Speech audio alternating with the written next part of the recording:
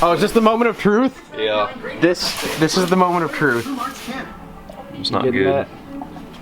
Not good? No, it's not good. Oh, it's got a little silver tint to it. Yeah. Check out the brand new Bubble Witch 3 socket. Oh, it looks gross. Yeah, it's pretty rowdy. It's so shiny. That's good or bad, depending on how you look at it.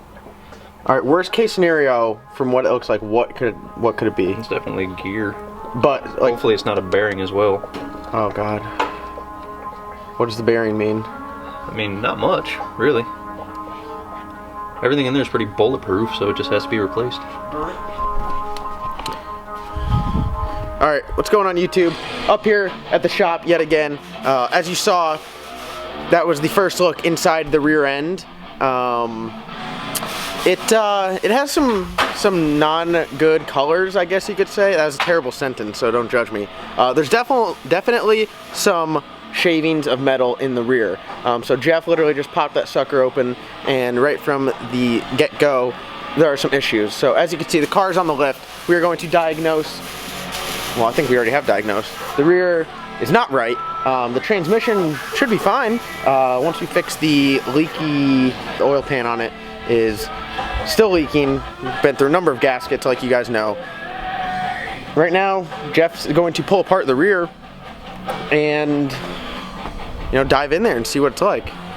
Luckily with this rear, everything inside of it is easily replaceable, and it's big and bulletproof. So Jeff, are you gonna drop the entire rear? Yeah, I'm gonna pull everything down. So Jeff's dropping the entire rear out of the car, and then he's gonna be able to go at it from there. So it's easy. Here are the axles. These are upgraded axles, obviously. Everything in the rear is upgraded. So upgraded axles, they unbolt, so it is easier to take the center section down. Also, another thing that helps out is I do not have a exhaust, obviously, flow through, which would normally be in the way. So it takes the disassembly part. 15 minutes? 15 minutes?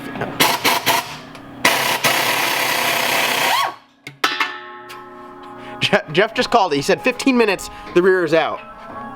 Time lapse. Pretty good. Well, time lapse since Jeff asked for it.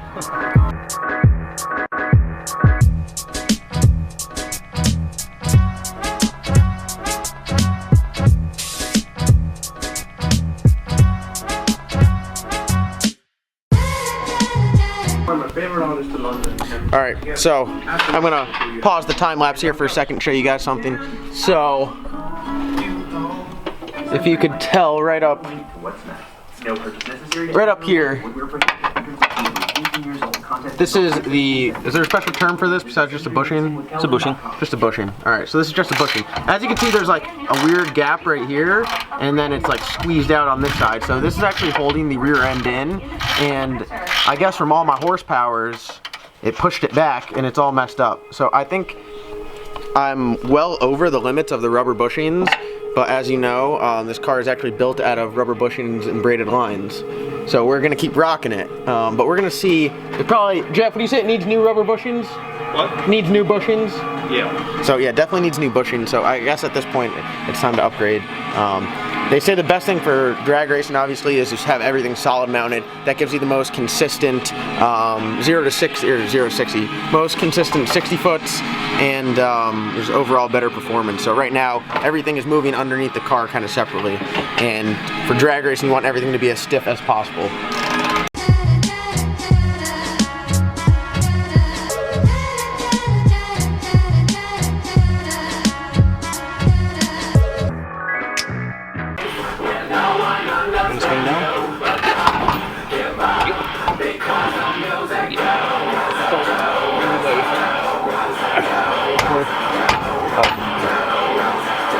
Good Lord, that one's a little heavier.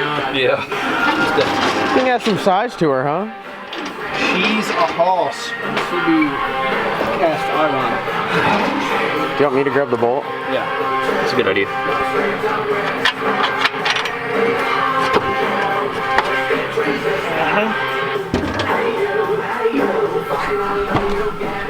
And people say I don't work on my car.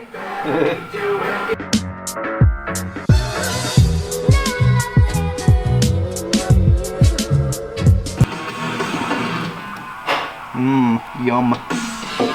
What is so yummy? So I hate rear-end fluid. Oh, when the backlash doesn't feel that bad. Does it look bad? Can't tell. Donnie, what is your professional opinion? What's that all about? The pattern's a little high on the teeth. But other than that, Look here. It looks like the pattern's changed. Would that explain why the noise is it changing? has some weird pattern to it. Yeah, it does. It's like a swiping weird pattern. Honestly, this all comes down to Chris's tune.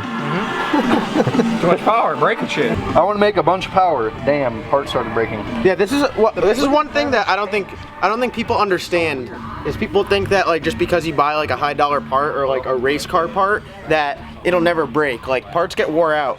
The thing is when you buy a more race oriented part, you know, it can withstand more torture and more wear and in a lot harder condition. I'll talk about this more. I could do like a whole like hour-long video on this because this really bothers me. Like something breaks, people are like, oh, that's such a like. No, it's a good part. Like you're just doing ridiculous things to it. So that wraps it up here today. Thank you guys for watching. Comment, like, subscribe. Got 3,000 subscribers, which means the next video I'll do a giveaway. I'll pick some people. So comment below if you want some free RPM t-shirts. Yeah. Thank you guys for watching. Comment, like, subscribe. We'll see you next time.